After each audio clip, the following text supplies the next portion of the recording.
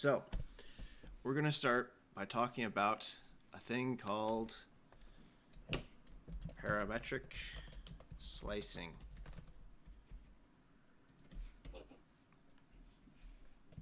Okay, we're not doing any text like that. It's too jarring. I can't handle it.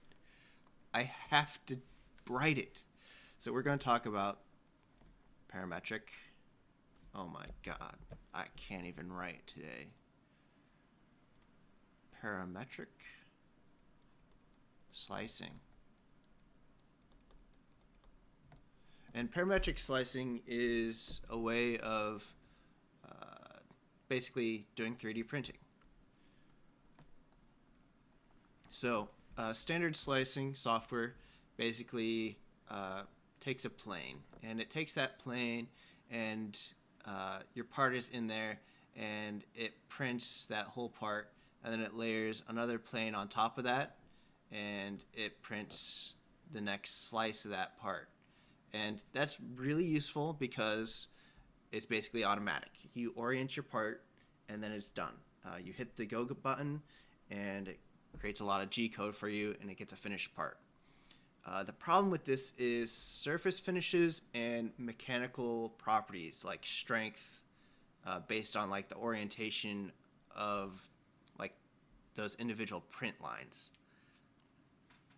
Because it's put in these slices, you end up having these like rounded things on the edge where, you know, these are your slice planes. You have that rounded edge there, and you've got a nice finish edge on the top and a nice finish edge on the bottom.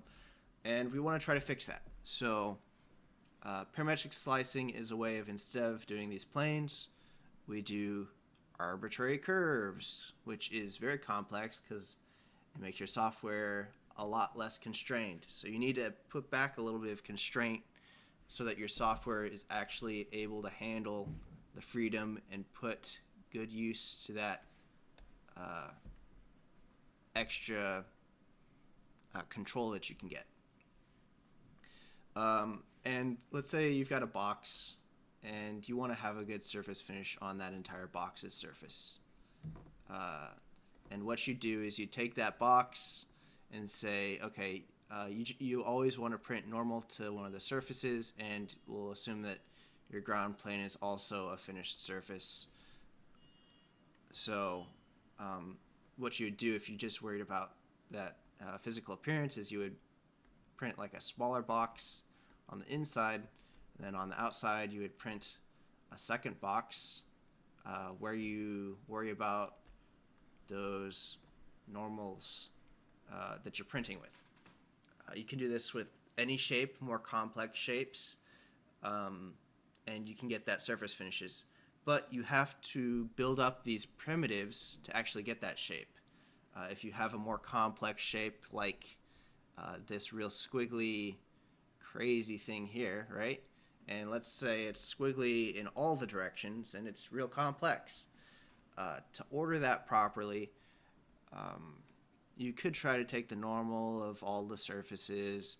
And that's an okay way of doing it, but you still run into a problem where you get to like this overhang where you've got to print it in certain orders so that like this one gets finished first and then all the other ones are finished afterwards. So like you're not blocking this area from a 3D printing nozzle right here, right?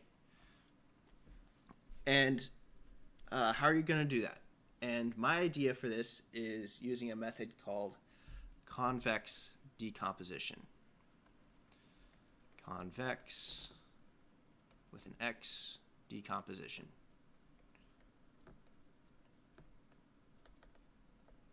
And that is a way of turning any shape into a series of convex shapes. And mathematically, we can basically assume that any convex shape will be printable in like this normal, where you put a normal on it from any direction, and you can always print it. So we'll give you like a demonstration here. We've got a circle which is convex, and you can see pretty clearly that the normal of that shape is always going to be able to come out of that without, you know, running into anything. Same thing with, you know, whatever polygon you've got. Let's say we've got this terribly drawn octagon. And, that is also meeting our criteria here, where any normal is not going to be interfering. The plane of the normal isn't going to be interfering with anything. Whereas like a concave shape, cave as in it's got a big cave in it like that, these normals in here, the plane is going to intersect things, which means if you don't print this stuff first, all the stuff over here is going to get in your way when you try to come back and print it. So we can use convex decomposition to take, either of these two shapes, and we break it into our individual convex shapes that can be printed with their normals guaranteed. And then there's a bit of an issue with ordering them to get that properly finished, but essentially, just from like my brief mental ideas of it, it seems like you should be able to do this with the proper, if you give it the proper ordering for any shape. So like this shape over here is turned into, we'll try to copy it as best we can. Like that. It gets split up into a bunch of convex shapes where each of these shapes is guaranteed to be convex. We'll just cut them all like that. And then each of these shapes, if you order them properly, should almost guaranteed to be printed in, a surface finish that you want. And also, layered if you wanted to do slices like this. Sliced in a certain direction without being inhibited by the other shapes if you order them properly. Ordering them properly is the most challenging part. So let's say we've got this part and we're going to turn this like general shape into a graph, just because graphs are a little bit easier to work with mathematically. So this is going to be our shape, and again, we're going to add this so that we'll run into some errors later on just with some other stuff. This is going to be number 7. So we've got this graph, and it's 1, and then we have 2 connected to 1, and 3 connected to 2, 4 is connected to 1, 5 is connected to 1, 6 is connected to 1, and 7 is connected to 6, right? And ordering of all this stuff really matters. And how are we going to determine the ordering? So kind of our first parameter is, can we place a surface of whatever our starting node is on the build plate? So we could put something like, say the build plate is right here on 1. That's a build plate, believe it or not. And that connects to 1. So we're fine there. We can say, so you always want to have like a node that's set on the base plate, and then you want to work towards your most connected node. Just generally speaking, your most connected node is going to be the most impeded by other nodes being printed before it. So in this case, because 1 is accessible from the outside and 1 is the most connected node, we're going to start with 1 just purely. If not, if 1 was impeded and we started with like 7, we would have to work our way to the most connected node and then work out from the most connected node. But there's going to be some problems with that we'll go into right now. So we have this ordering where you want to do 1, and then you want to do 2, and then 3,